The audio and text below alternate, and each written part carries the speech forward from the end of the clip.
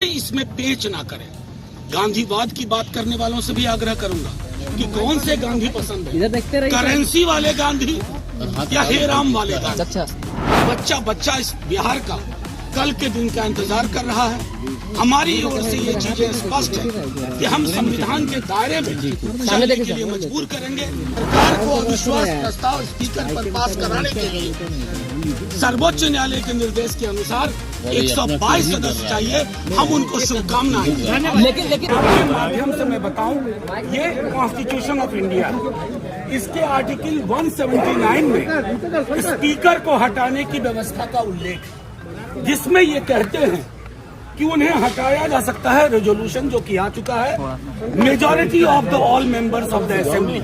ठीक है, अब इसका इंटरप्रिटेशन आपको बता।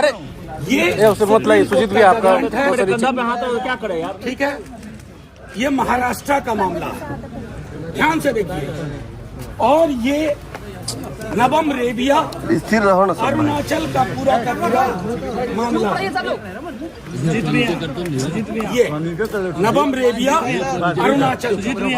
मैं आपको चाहूंगा आपके माध्यम से कि तमाम स्टेक होल्डर्स जो कल से इस विधायी महत्वपूर्ण पहलू पर फैसला लेंगे, चाहे कोई हो, स्पीकर साहब हो, सीएम साहब हो, उनके एडवाइजर्स हो, तो ये दोनों फैसले पढ़े। उस फैसले को मैं सबसे पहले अरुणाचल में बताता हूँ कि स्पीकर को हटाने के लिए कितनी संख्या चाहिए।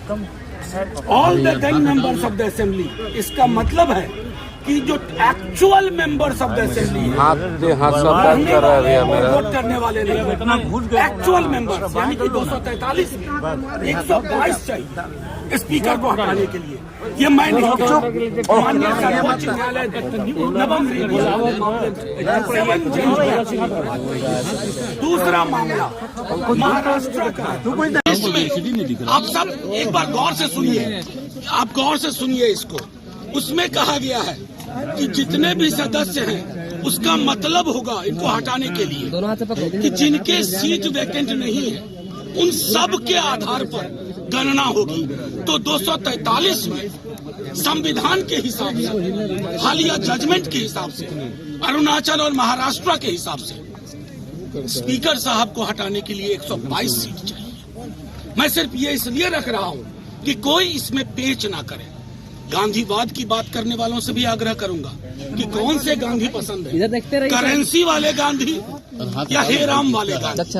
करेंसी नोट पे छपे गांधी के प्रति अगर सम्मान है तो आप वही करेंगे जो करते आए हैं, लेकिन अगर गांधी है तो आपको ये तय करना होगा कि ये फैसला इसी हिसाब से होगा। और हम सब एकजुट हैं लोकतंत्र बचाने के लिए। बच्चा बच्चा इस बिहार का कल के दिन का इंतजार कर रहा है। हमारी ओर से ये चीजें स्पष्ट है कि हम संविधान के दायरे में चलने के लिए मजबूर करेंगे।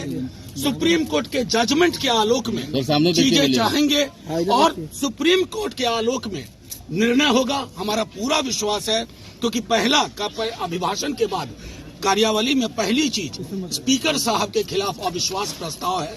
उसके संदर्भ में मैंने दोनों जजमेंट का जिक्र कर दिया। 179C का इंटरप्रिटेशन जो है वो कर दिया। दोनों जजमेंट की कॉपियां आपको दिखा दी।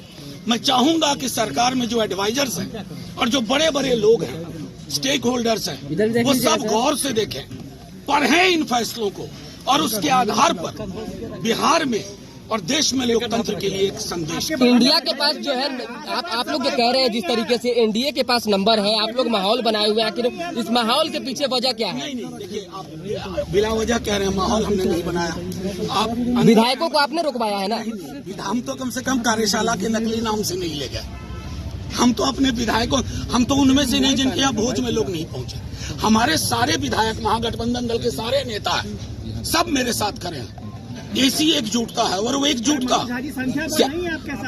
मैं इसलिए तो आपको संदेश मैंने सर्वोच्च न्यायालय के इस जजमेंट को आपके सामने रखने का उद्देश्य एकमात्र था। आप लोग कुछ भी इसका इंटरप्रिटेशन करें, सरकार को अविश्वास प्रस्ताव स्पीकर पर पास कराने के लिए सर्वोच्च न्यायालय के निर्देश के अनुसार 122 सदस्य चाहिए। हम उनको शुभकामनाएं दें। लेकिन आप लोग जिस तरीके से मनोज झा जी विधायकों को मनोज झा जी क्या आप अखिलेश जी इधर आइए। अखिलेश जी